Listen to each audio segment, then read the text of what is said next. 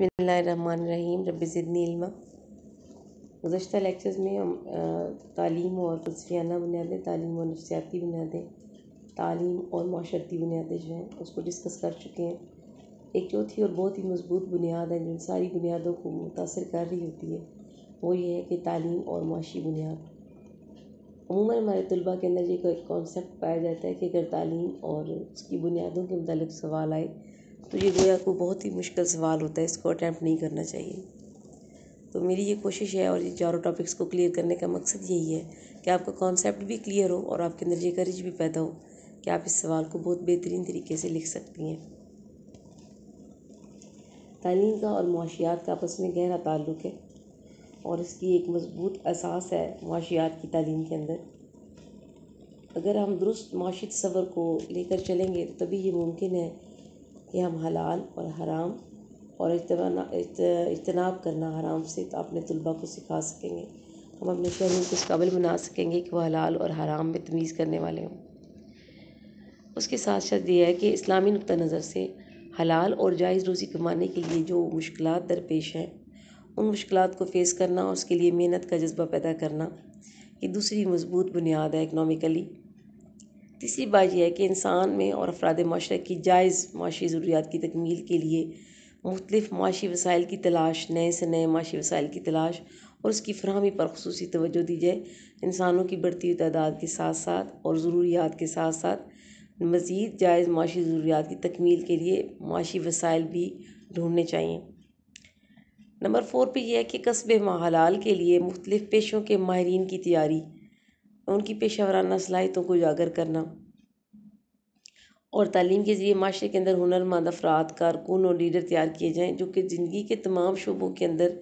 جا کر اسلامی اقدار کی روشنی میں جائز حصول معاش کے رزق تلاش کرنے کے طریقوں کو انٹروڈیوس کروا سکیں۔ نمبر 5 ہے کہ تسخیر کائنات کے اصول کو پیش نظر رکھنا چاہیے۔ اللہ پاک نے قرآن پاک میں بار بار اس بات کی طرف توجہ دلوائی ہے کہ اس کائنات کو مسخر کریں، اس کے اندر بے پناہ خزانے پوشیدہ ہیں۔ انسان کچھ صرف دریافت کر چکا ہے، بہت بڑی مقدار میں، تعداد میں یہ موجود ہے۔ ہمیں اپنی تعلیم کے ذریعے سے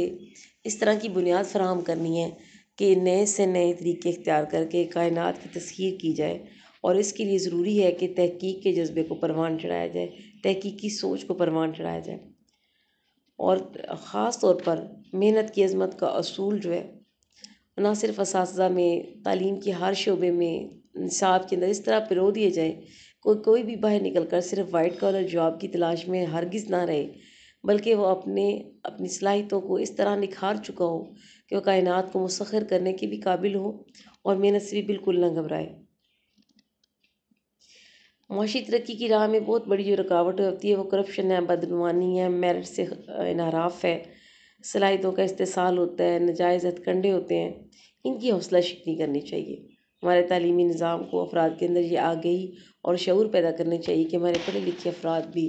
بڑے دھڑلے سے کہتے ہیں کہ کیا ضرورت تھی اتنی دیر تک انتظار کرنے کی، 2000 روپے دیتے تو آپ یہ کام کروا لیتے۔ اس شعور کی، اس آگاہی کی شدید ضرورت ہے کہ ہمیں بدعنوانی کو، کرپشن کو روکنا ہے۔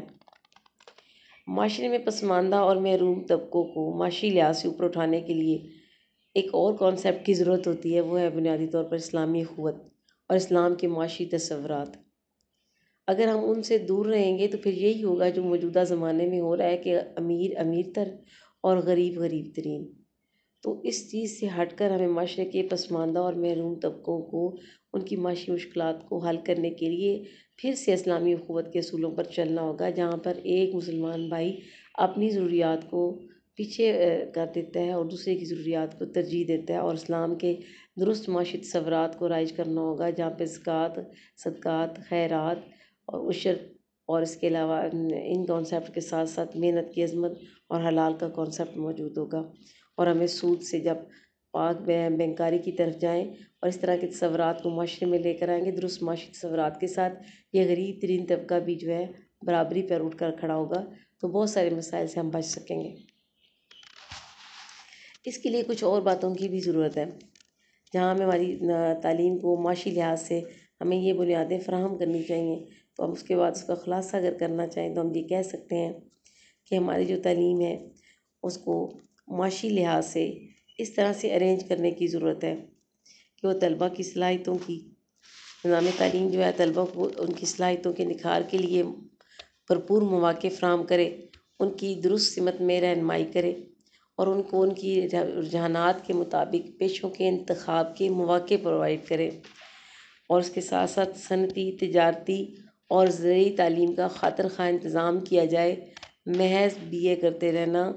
یا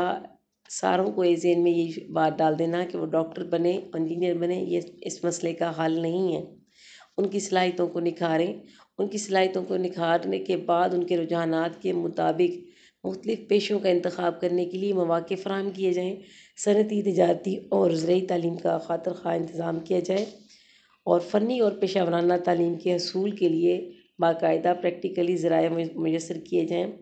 سائنس اور ٹیکنالوجی کی ترقی کے لیے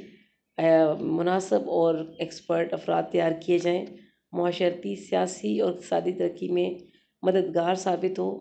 اور ابتدائی تعلیم پر خصوصی توجہ دیں تاکہ طلبہ کی بنیادیں مضبوط ہوں، اور نصاب تعلیم میں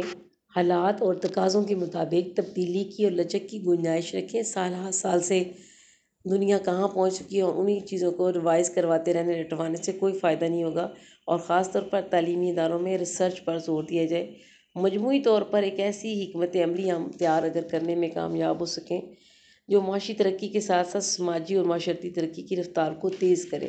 تو ہی ممکن ہے کہ ہم اپنی معاشی بنیادوں کو مضبوط کریں گے، اور تعلیم اور معاشیات کے اس باہمی تعلق کو درست سمت میں لے جانے کی اشد ضرورت ہے، کیونکہ موجودہ زمانے میں ہر کسی کی زبان پر ایک ہی بات ہے: بہت مہنگائی ہے، بہت غربت ہے،